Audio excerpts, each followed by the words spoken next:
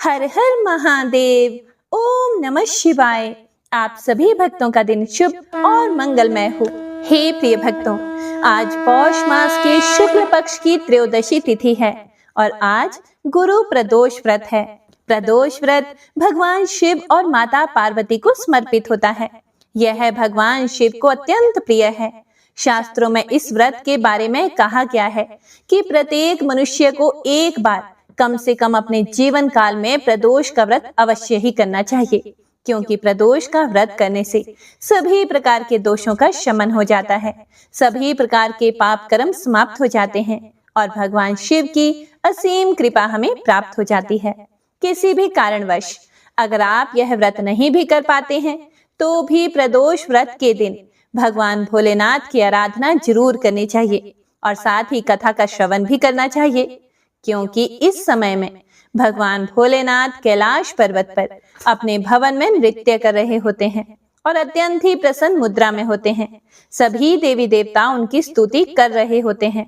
ऐसे में जो भी भक्त त्रयोदशी तिथि की संध्या काल में अर्थात प्रदोष काल में भगवान शिव की पूजा करते हैं, उनका अभिषेक करते हैं, शिव मंदिर में दीपदान करते हैं, भगवान को बेल्व पत्र अर्पित करते हैं, उनकी समस्त मनोकामनाएं भगवान भोलेनाथ पूर्ण कर देते हैं। इसीलिए प्रदोष काल की पूजा अत्यंत आवश्यक है, विशेषकर त्रयोदशी तिथि की संध्या काल में। और साथ ही कथा सुनने से ऐश्वर्य और विजय का शुभ वरदान मिलता है।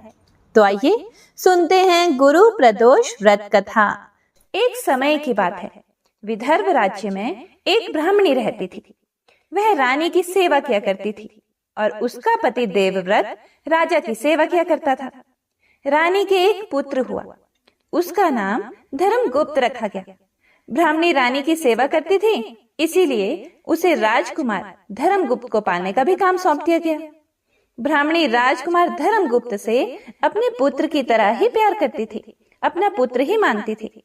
राजकुमार भी ब्राह्मणी को दूसरी माँ मानते हुए पूरा आदर देता था और ब्राह्मणी को गुरु माता कहता था। क्योंकि वह राजकुमार था, इसीलिए शीघ्र ही उसे राज्य का युवराज घोषित कर दिया गया। कुछ समय बाद ब्राह्मणी ने भी एक पुत्र को जन्म दिया। उसने उसका नाम शुचिव्रत रखा। राजकुमार धर्मगुप्त शुचिव्रत को छोटे भाई की तरह ही स्नेह देता था, प्यार करता था। शुचिव्रत भी राजकुमार धर्मगुप्त को बड़े भाई का स्थान देता था, बड़े भाई की तरह ही मान देता था। ब्राह्मणी भी दोनों को समान रूप से अपना पुत्र मानती थी और दोनों पर समान रूप से ममता लुटाती थी। लेकिन राज्य का जो मंत्री था वह बहुत ही कुटिल था।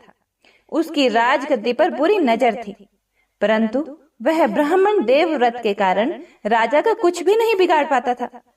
परंतु वह ब्राह्मण से नाराज रहने के कारण ब्राह्मण के हर काम में टांग अड़ाता रहता था और ब्राह्मण देवव्रत को परेशान करता रहता था, जिसके कारण ब्राह्मण और ब्राह्मणी दोनों दुखी रहते थे। एक बार शत्रु राजा ने राज्य पर आक्रमण कर दिया। मंत्री तो पहले से ही गद्दार था। जैसे ही उसको अवसर मिला वह शत्रु से जाकर मिल गया और उसने राज्य की सेना की सारी गुप्त जानकारियां शत्रु को दे दी, जिससे शत्रु राजा जीतते हुए राजमहल तक पहुंच गया। ब्राह्मण देवव्रत राजा की रक्षा करते हुए मारा गया, परंतु फिर भी वह राजा को बचा नहीं पाया। शत्रु राजा ने राजा और रानी को मारकर उसके राज्य पर अधिकार कर लिया। कुटिल मंत्री राजकुमार धर्मगुप्त और ब्राह्मणी को मारने के लिए ढूंढने लगा। ब्राह्मणी को जब इसकी सूचना मिली तो वह अपने बड़े पुत्र राजकुमार धर्मगुप्त और अपने छोटे बेटे शुचिव्रत को लेकर जंगल में जाकर छुप गई। घोर विपत्ति के कारण दुखी होकर वह अपनी व अपने पुत्रों की रक्षा के लिए पुत्रों को साथ में लेकर जंगल में झोंपड़ी बनाकर रहने लगी, क्योंकि अब उनके पास कुछ भी नहीं था। कभी भिक्षा मांगकर तो कभी कंदमूल फल खाकर वह अपना और पुत्रों का निर्वाह करने लगी। पास में ही शांडिल्य मुनि का एक आश्रम था। एक दिन वह अपने दोनों पुत्रों के साथ उनके आश्रम में जा पहुंची और ऋषि को दंडवत प्रणाम करके अपनी दुख भरी कथा सुनाने लगी, जिसे सुनकर मुनि को उन पर दया आ गई और उन्होंने ब्राह्मणी को 1 वर्ष तक प्रत्येक पक्ष की त्रयोदशी अर्थात प्रदोष व्रत करने को कहा। इस व्रत को करने से भगवान शंकर भोलेनाथ की तुम पर कृपा दृष्टि होगी। वह प्रसन्न होकर तुम्हारे दुख और दरिद्र को दूर करके तुम्हारे जीवन को सुखी बनाएंगे। शांडिल्य ऋषि कहने लगे कि प्रदोष व्रत की पूजन का विधि विधान तो बहुत बड़ा है, परंतु श्रद्धा भक्ति और सामर्थ्य के अनुसार विश्वास रखकर व्रत को करने से भी भगवान भोलेनाथ की तुम पर शीघ्र ही कृपा होगी और तुम्हारा कल्याण होगा। इसीलिए ब्राह्मणी ने ऋषि के वचन पर अटूट विश्वास रखते हुए श्रद्धा भाव और अपनी सामर्थ्य के अनुसार व्रत करना शुरू कर दिया। सूत जी बोले, हे मुनीश्वरों, अब मैं तुमको आगे की कथा कहता हूँ, ध्यान पूर्वक सुने। कुछ समय बीत जाने पर ब्राह्मणी का छोटा लड़का शुचिव्रत तालाब में स्नान करने गया था, तो भगवान शंकर की कृपा से उसे रास्ते में सोने की मुद्राओं से भरा हुआ एक कलश दिखाई दिया। वह स्वर्ण कलश को लेकर अपनी माता के पास जा पहुंचा। वह माता को कलश देता है तो माता कहती है, तुम दोनों भाई आपस में आधा आधा बांट लो। फिर बड़ा भाई धर्मगुप्त बोला, इस धन पर मेरा कोई अधिकार नहीं है माँ, इसीलिए मैं यह धन नहीं लूंगा। यदि भगवान शंकर की कृपा होगी तो मुझे भी धन प्राप्त होगा। कुछ समय बीत जाने के बाद एक दिन दोनों भाई घूम रहे थे और घूमते घूमते वन के बीच में जा पहुंचे। वहां उन्हें अनेक रूपवती गंधर्व कन्याएं अटखेलियां करती हुई दिखाई दी। उन सब को देखकर शुचिव्रत बोला, मैं स्त्रियों के बीच में नहीं जाऊंगा। ऐसा कहकर वह उसी स्थान पर रुक गया। बड़ा भाई धर्मगुप्त उन कन्याओं के समूह में जाकर पहुंच गया। उसके स्वरूप को देखकर उनमें से एक गंधर्व कन्या ने उससे एक प्रश्न किया कि आप कौन हैं? इस वन में आपका आगमन कैसे हुआ? फिर राजपुत्र धर्मगुप्त बोला, मैं विदर्भ देश का राजकुमार धर्मगुप्त हूँ। मेरे पिता की हत्या करके शत्रुओं ने हमारे राज्य पर अधिकार कर लिया है, इसीलिए मेरी रक्षा के लिए गुरु माता मुझे और उनके पुत्र को साथ लेकर यहाँ वन में रहती हैं। अब आप अपना परिचय देने की कृपा कीजिए। तब वह गंधर्व कन्या बोली, मैं विद्रवक नामक गंधर्व की पुत्री अंशुमति हूँ। मैंने अपनी सूक्ष्म बुद्धि द्वारा आपके मन की भावना जान ली है कि आप मुझ पर अनुरक्त हैं। मेरा मन भी आपको देखकर चंचल हो रहा है। कदाचित ईश्वर ने हम दोनों को एक दूसरे के लिए ही बनाया होगा। ऐसा कहकर गंधर्व पुत्री ने राजपुत्र के गले में अपनी मणिमाला डाल दी। तब राजपुत्र बोला, हे सुमुखी, मैंने तुम्हारा यह प्रणय उपहार प्रेम से स्वीकार कर लिया है, लेकिन मैं तो बहुत ही ज्यादा निर्धन हूँ। मेरा तुम्हारा विवाह किस प्रकार हो सकेगा? तब अंशुमति बोली, हे राजपुत्र, आप कोई चिंता ना करें। मेरे माता पिता आपको देखकर बहुत ही प्रसन्न होंगे और विवाह की स्वीकृति भी दे देंगे। कल सुबह ही आप यहाँ अवश्य आना। इतना सुनकर राजपुत्र गंधर्व कन्या से विदा लेकर अपने घर को आ गया और घर आकर सारी बातें अपनी माता को बता दी। सूत जी बोले, हे ऋषियों, दूसरे दिन सवेरे राजपुत्र भगवान शिव की पूजा करके अपने भाई शुचिव्रत को साथ लेकर उस वन में गया। उधर वह गंधर्व कन्या अंशुमति भी अपने पिता विद्रवक को अपने साथ लेकर वहां जंगल में आती है। गंधर्व राज राजपुत्र को देखकर अत्यंत प्रसन्न होकर कहते हैं कि तुम मेरी पुत्री के योग्य श्रेष्ठ वर हो।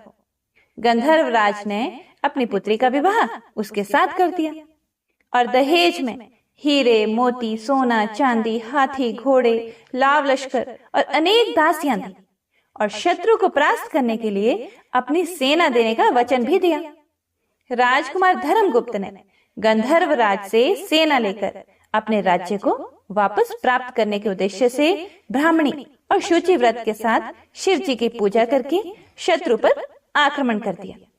शीघ्र ही उसे विजय प्राप्त हो गई और उसने शत्रु राजा और कुटिल मंत्री को मारकर अपने राज्य पर फिर से अधिकार कर लिया। गंधर्व राज ने अपना वचन पूरा करके धर्मगुप्त को विदर्भ देश का राजा बना दिया। धर्मगुप्त ने राजा बन जाने पर अपने छोटे भाई शुचिव्रत को मंत्री तथा गुरु माता को राजमाता के पद पर सुशोभित कर दिया। इस प्रकार भगवान शिव जी की कृपा से वे सभी आनंद से रहने लगे। सूत जी बोले, हे ऋषियों, जो भी स्त्री या पुरुष पूरी श्रद्धा भक्ति भाव से इस प्रदोष व्रत को करेगा तथा शिव जी का पूजन अभिषेक करेगा, रात्रि जागरण करेगा, कथा सुनेगा, महादेव जी उनके सारे कष्ट हर लेंगे और अपने लोक में अवश्य ही स्थान देंगे। हे भगवान शिव और माँ पार्वती, कथा सुनने वाले सभी शुद्धिजनों की मनोकामना पूर्ण करना। प्रेम से बोली शिव पार्वती की जय। हे प्रिय भक्तों, श्री सूत जी महाराज गुरु प्रदोष व्रत की कथा सुनाते हुए आगे बोले कि गुरु प्रदोष व्रत शत्रुओं का विनाश करने वाला माना गया है। यह अति श्रेष्ठ शत्रु विनाशक भक्ति प्रिय व्रत है। गुरुवार त्रयोदशी प्रदोष व्रत की पौराणिक कथा के अनुसार एक बार इंद्र और वृतासुर की सेना में घनघोर युद्ध हुआ। देवताओं ने दैत्य सेना को पराजित करके नष्ट भ्रष्ट कर डाला। यह देखकर वृतासुर अत्यंत क्रोधित होकर स्वयं युद्ध को तत्पर हुआ। आसुरी माया से उसने विकराल रूप धारण कर लिया। सभी देवता भयभीत होकर गुरुदेव बृहस्पति की शरण में पहुंचे। बृहस्पति महाराज बोले, पहले मैं तुम्हें वृतासुर का वास्तविक परिचय दे दूं। वृतासुर बड़ा तपस्वी और कर्मनिष्ठ है। उसने गंधमादन पर्वत पर घोर तपस्या करके शिव जी को प्रसन्न किया। पूर्व समय में वह चित्ररथ नाम का राजा था। एक बार वह अपने विमान से कैलाश पर्वत पर चला गया। वहां शिव जी के वाम अंग में माता पार्वती को विराजमान देखकर वह उपहास पूर्वक बोला कि हे प्रभु, मोह माया में फंसे होने के कारण हम स्त्रियों के वशीभूत रहते हैं, किंतु देवलोक में ऐसा दृष्टिगोचर नहीं हुआ कि स्त्री आलिंगनबद्ध होकर सभा में बैठी।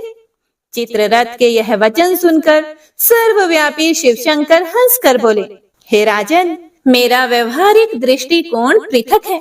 मैंने मृत्युदाता कालकूट महाविष का पान किया है, फिर भी तुम साधारण जन की भांति मेरा उपहास उड़ाते हो। माता पार्वती क्रोधित होकर चित्ररथ से संबोधित हुई, अरे दुष्ट, तूने सर्वव्यापी महेश्वर के साथ ही मेरा भी उपहास उड़ाया है। इसीलिए मैं तुझे वह शिक्षा दूंगी कि फिर तू ऐसे संतों के उपहास का दुस्साहस नहीं करेगा। अब तू दैत्य स्वरूप धारण करके विमान से नीचे गिर। मैं तुझे शाप देती हूँ। जगदम्बा भवानी के अभिशाप से चित्ररथ राक्षस योनि को प्राप्त हुआ और त्वष्टा नामक ऋषि के श्रेष्ठ तप से उत्पन्न होकर वृतासुर बना। गुरुदेव बृहस्पति आगे बोले कि वृतासुर बाल्यकाल से ही शिव भक्त रहा है। इसीलिए हे इंद्र, तुम बृहस्पति प्रदोष व्रत करके शंकर भगवान को प्रसन्न करो। देवराज इंद्र ने गुरुदेव की आज्ञा का पालन करके बृहस्पति प्रदोष व्रत किया। गुरु प्रदोष व्रत के प्रताप से इंद्र ने शीघ्र ही वृतासुर पर विजय प्राप्त कर ली और देवलोक में शांति छा गई। इसीलिए प्रदोष व्रत हर शिव भक्त को अवश्य ही करना चाहिए। तो सभी भक्तजन एक बार प्रेम से बोलिए, भगवान भोलेनाथ और माता पार्वती की जय।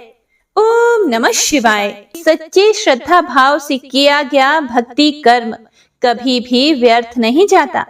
भगवान अवश्य अपने भक्त की रक्षा करते हैं। एक गांव में एक सेठ जी अपने परिवार के साथ रहते थे। सेठ जी का गांव के पास ही शहर में एक बहुत बड़ा कारोबार भी था। सेठ जी गणेश जी के परम भक्त थे। वे पूरी श्रद्धा और विश्वास के साथ नियमित रूप से गणेश जी की पूजा किया करते थे। हे प्रिय भक्तों, अब देखिए, जब हृदय में सच्ची भक्ति हो तो पूजा केवल कर्म नहीं रहती, वह प्रेम का पुल बन जाती है, जिससे भगवान स्वयं अपने भक्त तक पहुंच जाते हैं। गणेश जी की कृपा से सेठ जी के घर में अन्न धन के भंडार सदैव भरे रहते थे। उनके जीवन में किसी भी प्रकार की कोई कमी नहीं थी। नित्य प्रतिदिन वह नियम से नदी पर स्नान करने जाते और आकर गणेश जी की पूजा किया करते, उन्हें भोग लगाते। गणेश जी की पूजा करने के बाद ही वह स्वयं भोजन किया करते थे। यह उनका रोजाना का नियम था। पर यह बात उनकी पत्नी मतलब कि सेठानी जी को बिल्कुल भी अच्छी नहीं लगती थी। वह बिल्कुल भी धार्मिक नहीं थी और ना ही भगवान में विश्वास रखती थी। सेठ जी को रोजाना ऐसा करने से वे मना किया करती थी, लेकिन सेठ जी सेठानी की बात पर बिल्कुल भी ध्यान नहीं देते थे। एक दिन की बात है, सेठानी जी सोचने लगी कि यह गणेश जी को इतना मानते हैं और कहते हैं कि सब कुछ गणेश जी भगवान ने ही दिया है और हमेशा इनकी पूजा पाठ करते रहते हैं। भला पत्थर की पूजा करने से कुछ होता है? आज मैं गणेश जी को यहाँ से उठा ही लेती हूँ, फिर देखती हूँ कि वह गणेश जी की पूजा कैसे करेंगी और बिना पूजा किए कितने दिन तक भूखे रहेंगी। तो यह सोचकर सेठानी दूसरे दिन जब सेठ जी नदी पर स्नान करने के लिए जाते हैं तो पीछे से गणेश जी की मूर्ति को उठा लेती है और बगीचे में ले जाकर उसे जमीन में दबा देती है। जब सेठ जी नदी पर से स्नान करके आते हैं तो देखते हैं कि मंदिर में गणेश जी की मूर्ति नहीं है। तो वे सेठानी जी से पूछते हैं कि गणेश जी की मूर्ति कहाँ गई, मंदिर में तो नहीं है।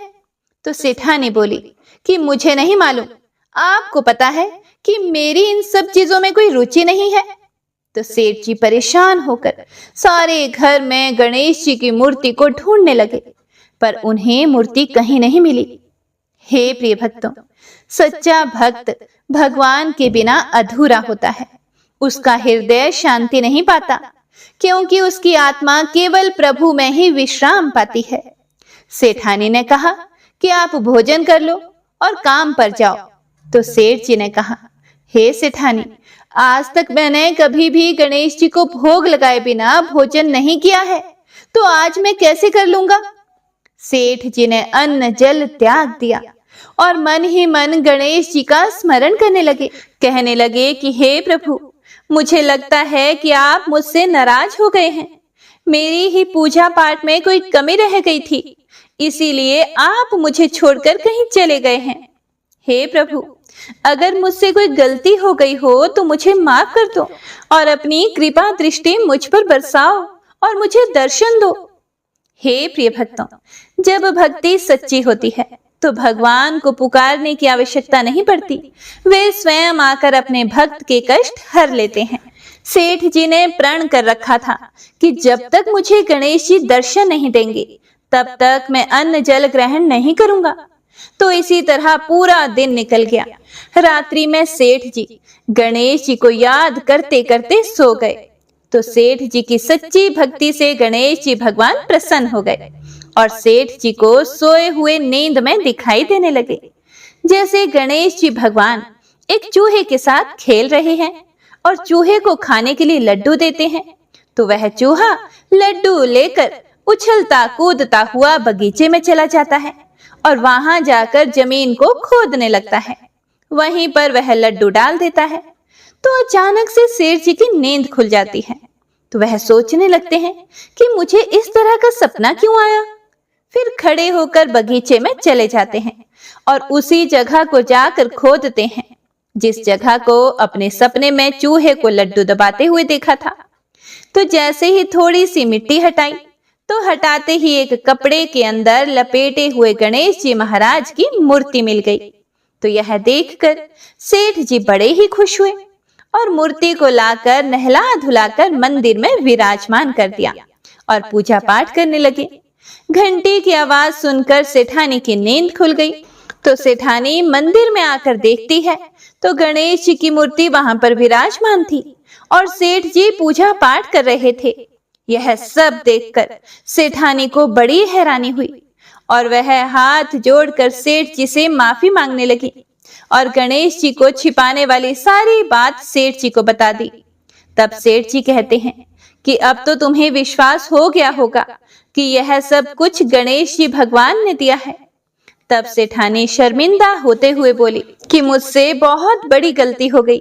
आज के बाद मैं भी तुम्हारे साथ रोजाना नियम से गणेश जी भगवान की पूजा किया करूंगी। हे प्रिय भक्तों, इस प्रकार गणेश जी ने यह सिद्ध कर दिखाया कि सच्ची श्रद्धा भाव से किया गया नाम स्मरण कभी व्यर्थ नहीं जाता।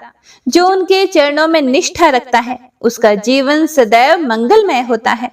उसी दिन से सेठ और सेठानी प्रेम पूर्वक पूरे श्रद्धा भाव से गणेश जी भगवान की पूजा करने लगे।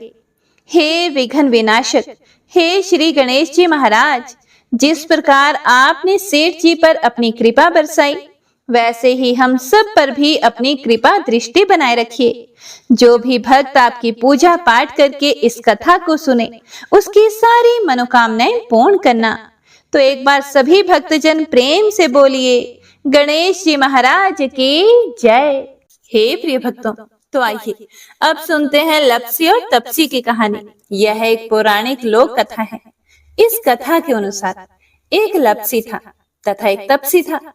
तप्सी सदैव भगवान की तपस्या में लीन रहता था और लप्सी रोजाना 1.25 सेर की लापसी बनाकर भगवान का भोग लगाकर खा लेता था।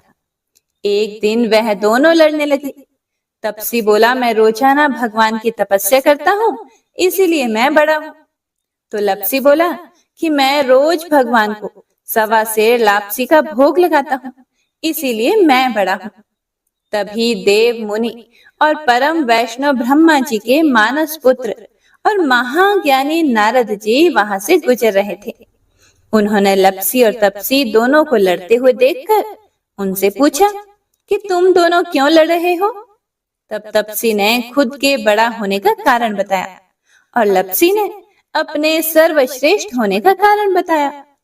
उन दोनों की पूरी बात सुनकर महाचतुर भक्त शिरोमणि नारद जी बोले कि तुम दोनों का फैसला मैं कर दूंगा। दूसरे दिन लप्सी और तप्सी नहाकर अपनी रोज की भक्ति करने के लिए गए तो नारद जी ने छुपकर 1.25 करोड़ की एक अत्यंत बहुमूल्य रत्न जड़ित और दुर्लभ मणियों से बनी अंगूठी उन दोनों के सामने रख दी। हे प्रिय भक्तों, तप्सी की नजर जब अंगूठी पर पड़ी तो उसने चुपचाप अंगूठी उठाकर अपने नीचे दबा ली। लप्सी की नजर अंगूठी पर पड़ी, लेकिन उसने ध्यान ही नहीं दिया और भगवान को भोग लगाकर लापसी खाने लगा। इसके बाद नारद जी उन दोनों के सामने आए तो दोनों ने हे नारद जी से पूछा, हे मुनि श्रेष्ठ, अब आप अपना निर्णय बताइए कि हम में से कौन बड़ा है, किसकी भक्ति श्रेष्ठ है। तो नारद जी ने तप्सी से खड़ा होने को कहा। जब वह खड़ा हुआ तो उसके नीचे दबी अंगूठी उन्हें दिखाई पड़ी। नारद जी ने तप्सी से कहा कि तपस्या करने के बाद भी तुम्हारी चोरी करने की आदत नहीं गई, इसीलिए लप्सी बड़ा है और तुम्हें तुम्हारी तपस्या का कोई भी फल नहीं मिलेगा। हे प्रिय भक्तों, तब तप्सी बड़ा शर्मिंदा होकर नारद जी से माफी मांगने लगा। उसने नारद जी से पूछा कि मुझे मेरी तपस्या का फल कैसे मिलेगा। तब नारद जी ने उससे कहा कि यदि कोई गाय और कुत्ते की रोटी को नहीं बनाएगा, यदि कोई ब्राह्मण को भोजन करवाकर दक्षिणा नहीं देगा, तो उनके दान धर्म का फल, उन लोगों की पूजा का फल तुझे मिलेगा। यदि कोई सुहागिनी साड़ी के साथ ऊपरी अंगोछा का दान नहीं देगा, तो वह फल तुझे मिलेगा। यदि कोई दिए से दिया जलाए, तो वह फल भी तुझे मिलेगा। यदि कोई सारी कहानी सुने लेकिन तुम्हारी कहानी नहीं सुने, तो उसकी पूजा का फल भी तुझे मिलेगा। हे प्रिय भक्तों, उसी दिन से हर व्रत कथा कहानी के साथ लप्सी तप्सी की यह कहानी भी अवश्य सुनी और कही जाती है। तो आइए अब सुनते हैं शिव चालीसा। जय गणेश गिरिजा सुवन, मंगल मूल सुजान, कहत अयोध्या दास तुम, देहु अभय वरदान। जय गिरिजापति दीन दयाला, सदा करत संतन प्रतिपाला। भाल चंद्रमा सोहत नीके, कानन कुंडल नागफनी के। अंग गौर शीर गंग बहाए, मुंड माल तन चार लगाए। वस्त्र खाल बागंबर सोहे, छवि को देखी नागमन मोहे।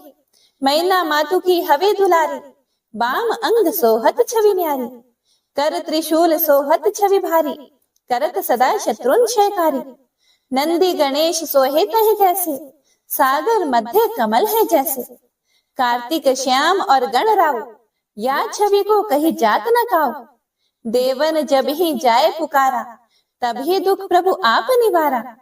किया उपद्रव तारक भारी, देवन सब मिली तुम ही जुहारी। तुरत षडानन आप पठायो, लव निमेष महामारी गिरायो। आप जलंधर असुर सहारा, सुयश तुम्हार विदित संसारा। त्रिपुरासुर सन युद्ध मचाई, सबही कृपा कर लीन बचाई। किया तप ही भागीरथ भारी, पूरब प्रतिज्ञा तासु पुरारी।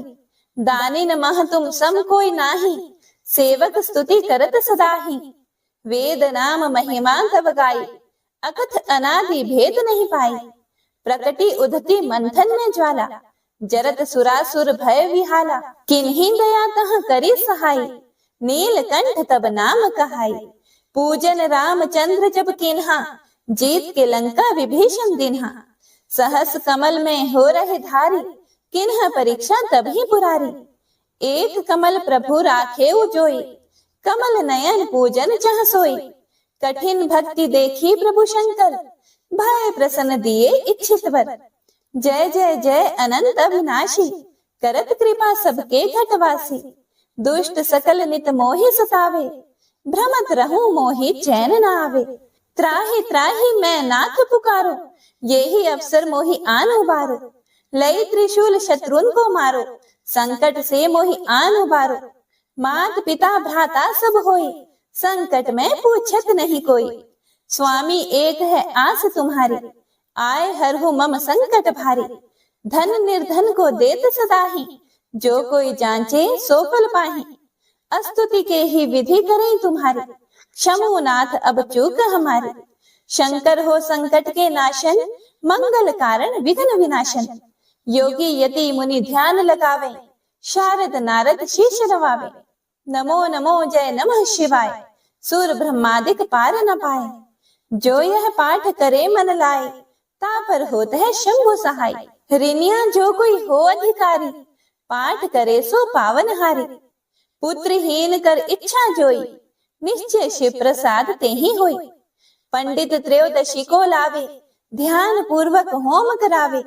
त्रयोदशी व्रत करे हमेशा, ताके तन नहीं रहे कलेशा। धूप दीप नैवेद्य चढ़ावे, शंकर सम्मुख पाठ सुनावे। जन्म जन्म के पाप नसावे, अंत धाम शिवपुर में पावे। कहे अयोध्या दास आस तुम्हारी, जानी सकल दुख हरहु हमारी। नित नेम कर प्रातः ही, पाठ करो चालीसा।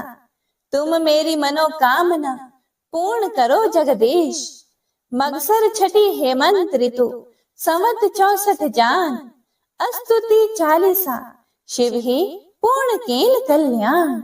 ओम नमः शिवाय।